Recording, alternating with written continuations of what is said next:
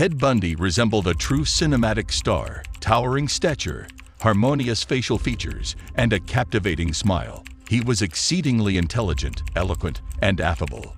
However, beneath this appealing facade lurked one of the most heinous criminals in the history of the United States. A monster who had annihilated dozens of young girls, escaped from prison twice, a cunning manipulator, and a psychopath. His bloody exploits continue to instill horror to this day. Sadistic inclinations in an individual are commonly sought in childhood. Yet the early years of the boy passed relatively tranquilly, except perhaps for one detail. Theodore's mother was mistaken for his older sister. On November 24, 1946, Eleanor Cowell gave birth to a son in a shelter for single mothers in the state of Vermont. Eleanor had no husband, but both father and mother were alive. After some time, she returned home with the infant, and the family decided to keep the boy in ignorance. Until a certain moment, when Ted discovered his birth certificate, he regarded his grandparents as his father and mother. However, according to some information, Eleanor's father, Samuel, could indeed be Ted's biological parent. He was known as a stern, tyrannical man with a harsh temperament. Samuel would often lose his temper with the children, and he could strike one of them if, for example, they slept for too long. Ted's grandmother suffered from clinical depression and underwent electroshock therapy on several occasions. Eleanor noticed peculiar tendencies in her son at an early age. At the age of 3, Ted brought all the knives from the kitchen and arranged them around his sleeping cousin in such a way that the blades were directed towards her. Unwilling to endure any more tyranny from her father and attempting to shield young Ted from his malign sadistic influence, she decided to leave her parents' home.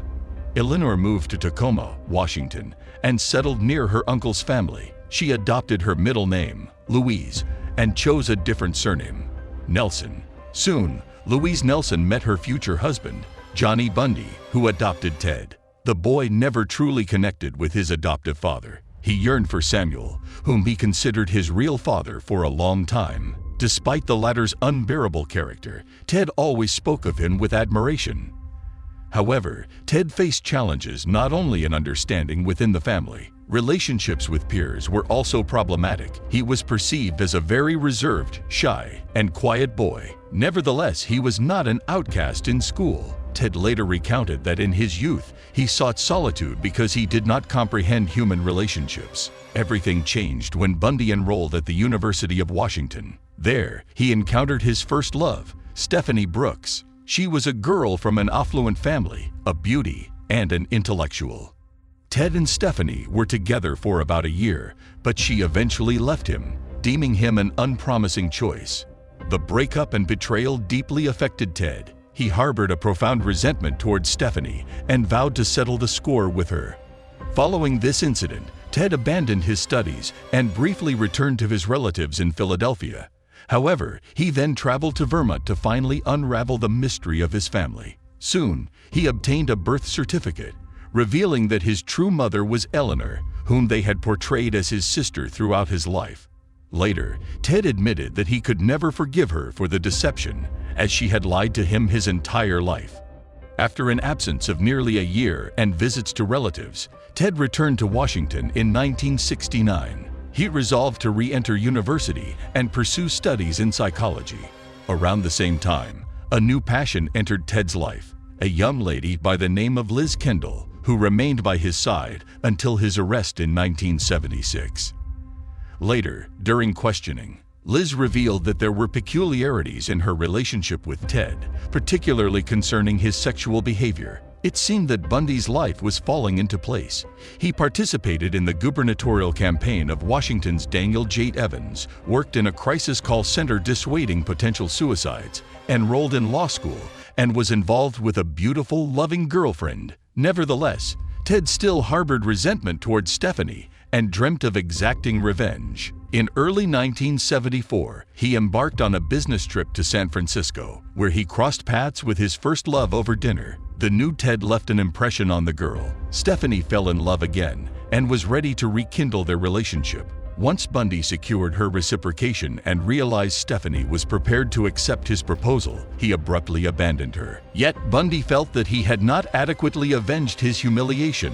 On January 4, 1974, he initiated a hunt. Over the next 6 months, 8 young women vanished from university campuses in different states. Initially, the police did not connect these disappearances, given the extensive geographical spread of the crimes. Later, investigators identified common traits and characteristics shared by Bundy's victims. He targeted young, highly attractive girls, all of whom sported a similar hairstyle. Long, flowing hair down to their shoulders, parted in a straight line.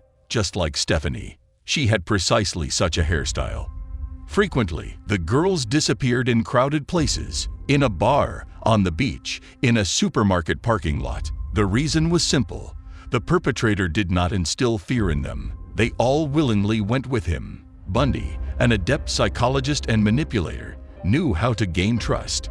He enjoyed eliciting pity, leveraging the kindness and responsiveness of the girls. For instance, he would limp, leaning on crutches, or appear with a bandaged hand, seeking assistance in carrying groceries to his car or directions. Subsequently, when the girl approached the car, Bundy owned a VW Beetle. Ted would strike her on the head with something heavy and shove her inside. He would then restrain her with handcuffs and transport her to the woods, where he violated and killed her. He would bury the bodies, but often returned. He would apply makeup to the corpses, dress them elegantly, to engage in further acts of sexual depravity. Bound or shackled hands of the girls were an indispensable attribute of his hunt.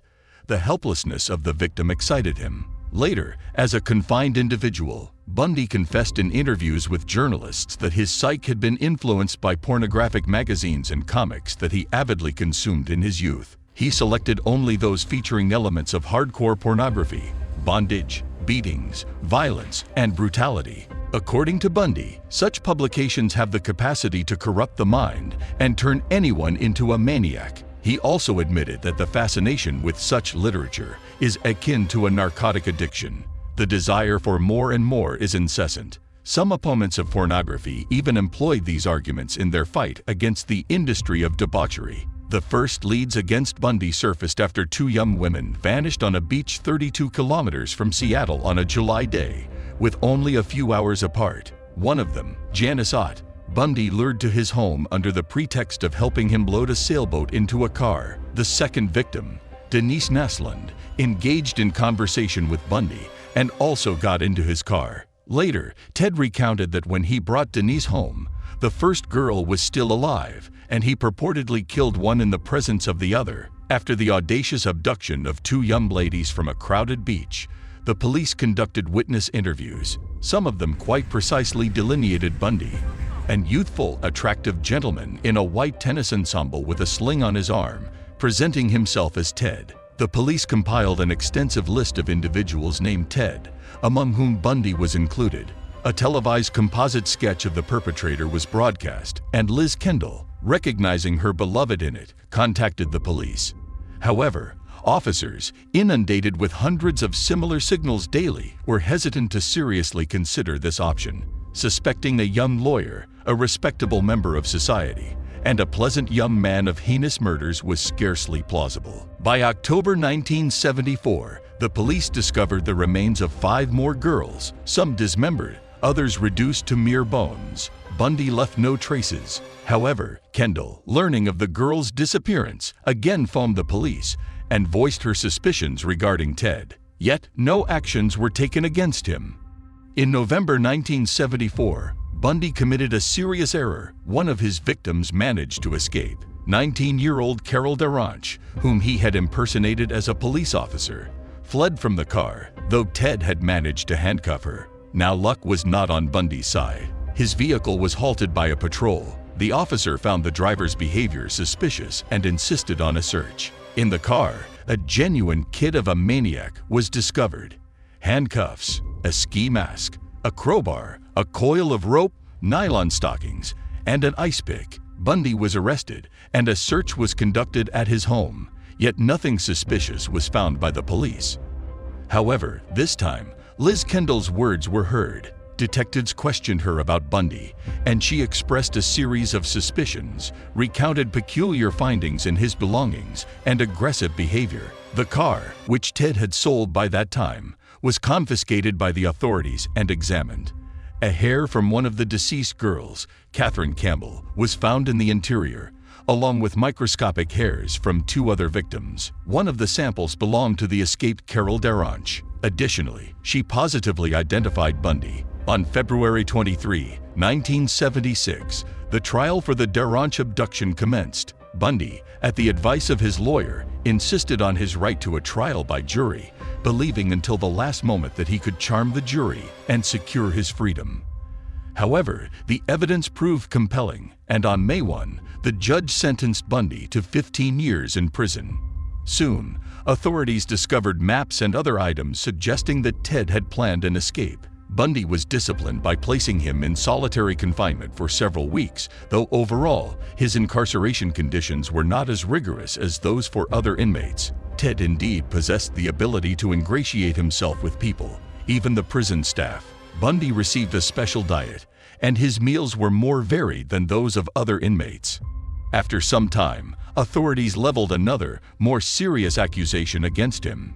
He became a suspect in the case of the destruction of Karen Campbell, the very girl whose hair was found in his car. Soon, Bundy was transferred from the Utah State Prison to Colorado, where he executed his first escape. Ted requested permission to visit the library, climbed out through a window on December 30, 1977, and fled. With the help of sympathetic acquaintances, Ted had managed to accumulate a sum of money by this point. Incredibly fortunate, his disappearance was only discovered 17 hours later. By then, Ted had already reached Chicago by plane and subsequently hitchhiked to Florida, where he settled under the name Chris Hagen, hoping to embark on a new life.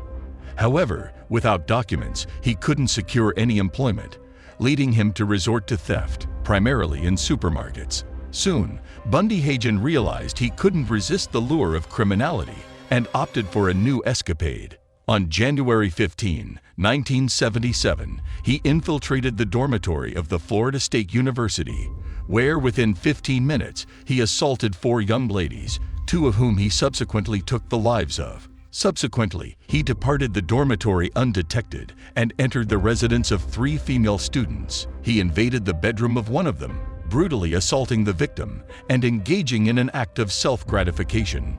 However, the late-night return of the girl's neighbors frightened him away, leaving the unfortunate one at least alive. On February 9, he committed his final crime. This time, the victim was 12-year-old Kimberly Diane Lynch, whose remains were discovered 7 weeks later in a pigsty. Bundy was apprehended shortly thereafter, nearly by chance. A patrol officer stopped his car as it was reported stolen. The officer had no inkling that he had apprehended one of the most dangerous and sought-after maniacs. This time, he faced charges for crimes and assaults against university students. Bundy was defended by 5 attorneys who advised him to negotiate with the prosecution. In exchange for admitting the destruction of 3 girls, he could receive a sentence of 75 years of imprisonment instead of the death penalty. Ted intended to accept the offer, but backed out at the last moment, perhaps convinced that he could wriggle out of it once again. Soon, he was charged with the destruction of 12-year-old Kimberly. The court sentenced Bundy to execution by the electric chair. It was one of the most sensational legal proceedings of the decade. Over 250 journalists covered it. Ted attempted to turn the trial into a spectacle and even made a proposal to his old acquaintance and confidant Carol Ann Boone, who was testifying at the time. Astonishingly, Carol accepted the proposal. According to some reports, she gave birth to Bundy's child in October 1982. The execution was postponed twice. Bundy consistently found ways to be useful. He collaborated with the investigation, openly confessed to crimes, and assisted forensic experts in capturing the Green River Killer. Bundy persuaded his lawyer to try convincing the families of the victims to petition the governor to postpone the execution on the grounds that Ted promised to disclose information about the burials of all the victims in such a case.